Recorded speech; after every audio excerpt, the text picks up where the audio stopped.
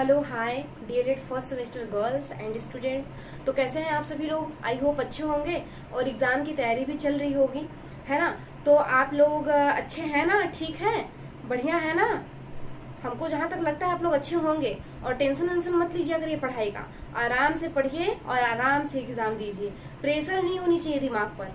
Pressure लेंगे अगर दिमाग पर तो पढ़ाई अच्छी नहीं होगी। मैं मानती हूँ इस बात को और आप लोग भी मानिए तो अच्छी बात है। तो दिमाग पर प्रेशर ना लेकर यहाँ पर हम लोग फोकस करते हैं। तो हम कल की क्लास में आपको मतलब एक तरीके से 3 दिन से हम बायोलॉजी की रिवीजन करवा रहे हैं। आज चौथा दिन है। तो हम कल की क्लास में पॉलिनेशन के बारे में आपको बता रहे थे, है ना? पॉलिनेशन यानी परागण के बारे में हम लोग बात कर रहे थे। अब परागण किस तरीके से होता है, फिर उसके बाद कैसे फ्रूट बनता है, वो मैंने कल की क्लास में आपको समझा दिए। आई होप आपको समझ में आया हो मेरी क्लास। मुझे पता है आपको समझ में आएगा। तो अब पॉलिनेशन का थोड़ा सा डिफिनीशन आप लोग लिख लीजिए और नोट कर लीजिएगा और फिर उसके बाद हम लोग चलते हैं पॉलिनेशन के टाइप के बारे में। तो पहले पॉलिनेशन का डिफिनीशन हम लोग देख लेते हैं। इसमें क्या होता है कि जब पुंकेसर से परागकण अंडक से स्टिग्मा में आता है तो इसे परागण कहते हैं। एकदम सिंपल। पुंकेसर बोले तो इसे बोलते हैं, पुंकेसर को बोलते हैं इंग्लिश में एंथर। क्या बोलते हैं? एंथर बोलते हैं, है ना? पुंकेसर को हिंदी में क्या बोलते हैं? एंथर। यानी जब एंथर से परागकण मतलब पोलन ग्रेन, यानी परागकण यानी इंग्लिश में क्या बोलते हैं इसे? Pollen grain. ठीक है, ये सब छोटी छोटी चीजों पे ना आप लोग ध्यान देंगे तो सिंपल समझ में आएगा। अब देखिए, पुंकेसर को एंथर बोलते हैं और परागकण को क्या बोलते हैं? Pollen grain. तो समझिए कि जब एंथर से परागकण यानी पोलन ग्रेन अंडक से स्टिग्मा में आता है, अंडक है ना, अंडक से क्या होता है? स्टिग्मा में आता है। ये जो अंडक है ना, ये अंडक से स्टिग्मा देखिए, स्टिग्मा को हिंदी में स्टिग्मा लिखे हुए हैं। स्टिग्मा पर जाके पोलन ग्रेन चिपकता है ना, कल की क्लास में मैंने बताया था। तो अंडक से क्या होता है? स्टिग्मा में आता है तो इसे क्या बोलते हैं? परागण बोलते हैं। ठीक है, इसे क्या बोलते हैं? परागण बोलते हैं। इसे आप लोग नोट कर लीजिए, एकदम सिंपल है, याद कर लीजिएगा। शॉर्ट क्वेश्चन में परागण क्या है ये आपको पूछा जा सकता है, इसलिए ये इंपॉर्टेंट है। तो आप लोग नोट कर लीजिए प्लीज।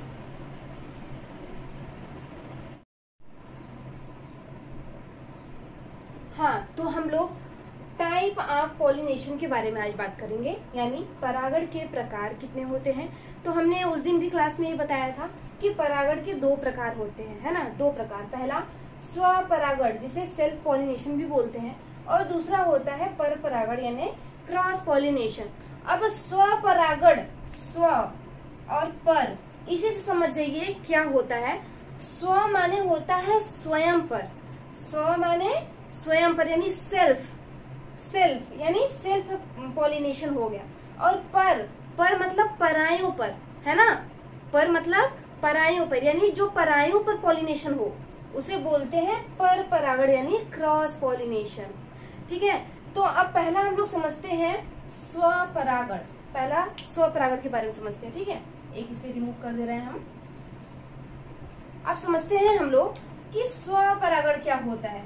सेल्फ पॉलिनेशन, इसमें देखिए क्या होता है। स्व मतलब अपने को हो गया। तो जैसे मान लीजिए कि एक प्लांट है, ठीक। अब एक प्लांट में ऐसा तो नहीं है ना कि सिर्फ एक ही फ्लावर फूलता हो, कई सारे फ्लावर होंगे ना। एक प्लांट में अगर फूल खिल रहे हैं तो उसमें कई सारे फ्लावर होंगे। ऐसा नहीं है कि सिर्फ एक ही फूल खिलेगा, कई सारे फूल खिलेंगे। तो जो वो प्लांट है उसमें कई सारे फूल हैं। तो एक फूल में एक सिंगल फूल लेते हैं, उसमें से एक फूल में से दूसरे फूल में उसी प्लांट के दूसरे फूल में जब पॉलिनेशन होगा तो उसे सेल्फ पॉलिनेशन बोलते हैं, यानी स्वपरागण। देखिए जैसे कि कोई एक प्लांट है ये, ठीक है, क्या है? कोई एक ये प्लांट है, ओके। सपोज दैट कि ये कोई प्लांट है। ओके, अब इसमें फूल लगे हुए हैं। रुक जाइए, पहले ये लीफ तो बना लूं। जैसे कि इसमें कोई फूल लगे हुए हैं। अब ऐसा तो नहीं है ना कि सिर्फ एक प्लांट में एक ही फूल लगा रहेगा, कई सारे होंगे। तो एक फूल यहाँ पर हो गया, है ना, ये इसमें फूल लगे हुए हैं, एक ही प्लांट है, समझिए। अब क्या होगा कि ये जो फ्लावर है ना, ये जो फ्लावर है, ये फ्लावर इसी फ्लावर से ही पॉलिनेशन करेगा। मतलब एक ही प्लांट के एक पुष्प से उसी प्लांट के दूसरे पुष्प से जब पॉलिनेशन करेगा, परागण करेगा, तो उसे बोलते हैं सेल्फ पॉलिनेशन। यानी ये ऐसे होगा, देखिए कैसे होगा, ऐसे। यानी इस फ्लावर में भी एक तरीके से क्या होगा, इस फ्लावर में मान लीजिए जैसे कि मेल पार्ट है ना, इस फ्लावर में फीमेल पार्ट भी है, मेल पार्ट भी है। तो इस फ्लावर का जो मेल पार्ट है यानी एंथर है, उसमें पॉलन ग्रेन होगा। अब वो पॉलन ग्रेन क्या करेगा, इसी प्लांट के दूसरे फूल पर जाकर जो स्टिग्मा है इसके अंदर, उसी पर क्या होगा, चिपक जाएगा। तो वो सेल्फ पॉलिनेशन हो गया, है ना। मतलब एक ही प्लांट में ही एक दूसरे फूल के ऊपर पॉलिनेशन हो जा रहा है, तो वो सेल्फ पॉलिनेशन हो गया। समझ में आया? आई होप समझ में आएगा। अब क्रॉस पॉलिनेशन देखते हैं आगे हम लोग।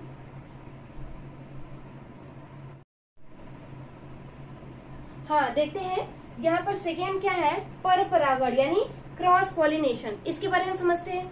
जैसे सेल्फ पॉलिनेशन में हम लोगों ने समझा कि एक ही प्लांट के जो फूल है वो उसी प्लांट के दूसरे फूल पर जो पॉलिनेशन करेगा, तो उसे सेल्फ पॉलिनेशन बोल दिया हमने। अब क्रॉस पॉलिनेशन क्या है, क्रॉस पॉलिनेशन में ये है कि किसी एक प्लांट का फ्लावर दूसरे प्लांट के फ्लावर से जब पॉलिनेशन करेगा तो वो क्रॉस पॉलिनेशन है। सिंपल सा, परायों पर, मतलब वो अपने ही प्लांट के फूल पर पॉलिनेशन नहीं करेगा, वो परायों यानी दूसरे प्लांट, पराय मतलब दूसरा हो गया ना, तो परायों यानी दूसरे प्लांट के फ्लावर पे पॉलिनेशन करेगा, तो उसे बोलते हैं क्रॉस पॉलिनेशन। जैसे अगर मैं आपको चित्र से समझाऊं तो जैसे कि मान लीजिए ये आपका एक प्लांट है, ठीक है, ये आपका क्या है, एक प्लांट है। ओके, ये मान लीजिए प्लांट है, इस पर फ्लावर लगे हुए हैं, है ना, इस पर फ्लावर लगे हुए हैं। और एक दूसरा प्लांट भी हम लोग बना लेते हैं, दूसरा प्लांट भी हम लोग एक बना लेते हैं, ठीक है, एक दूसरा प्लांट भी हम लोगों ने बना लिया। यहाँ पर एक फ्लावर हो गया। ओके, तो अब देखिए यहाँ पर दो प्लांट हो गए। अब ये फ्लावर क्या करेगा, दूसरे प्लांट के फ्लावर पे क्या करेगा, पॉलिनेशन करेगा। ये जो पहला वाला प्लांट है, ये इस पहले वाले प्लांट का जो फ्लावर है वो किसी दूसरे प्लांट के फ्लावर से क्या करेगा, पॉलिनेशन करेगा। तो वो क्या हो गया, क्रॉस पॉलिनेशन यानी पर परागण हो गया। ये क्या हो गया, पर परागण। ओके, अब मत भूलिएगा आप लोग कि स्वपरागण क्या होता है और पर परागण क्या होता है। नोट कर लीजिएगा ध्यान से, आई होप आपको समझ में आए, ठीक है, आप लोग ध्यान से नोट कर लीजिएगा। और जब मैंने ये बता दिया तो बताइए किसी को दिक्कत होगी परिभाषा लिखने में, पर परागण और स्वपरागण की परिभाषा लिखने में किसी को दिक्कत होगी? जब मैंने इस तरीके से आपको समझा दिया तो मुझे जहां तक लगता है आप लोग बहुत समझदार हो यार, बहुत टैलेंटेड बच्चे हो आप लोग सब लिख लोगे। अब बताइए, जैसे कि मैंने क्रॉस पॉलिनेशन का ये चित्र से आपको बता दिया कि कैसे कैसे होता है। अब बताइए अगर एग्जाम में आ जाएगा कि बताइए व्हाट इज क्रॉस पॉलिनेशन यानी पर परागण क्या होता है बताइए, तो आप लोग तो सीधे लिख दोगे यार। आप लोग क्या लिखोगे कि किसी एक प्लांट के फ्लावर किसी दूसरे प्लांट के फ्लावर से पॉलिनेशन करता है, वो क्या कहलाता है, वो क्रॉस पॉलिनेशन कहलाता है यानी पर परागण कहलाता है। सिंपल। और स्वपरागण का तो आपको सबको पता है, आराम से लिख लोगे, बस आपको थोड़ा सा समझने की देरी है ना। तो आप लोग प्लीज इसे नोट कर लीजिएगा।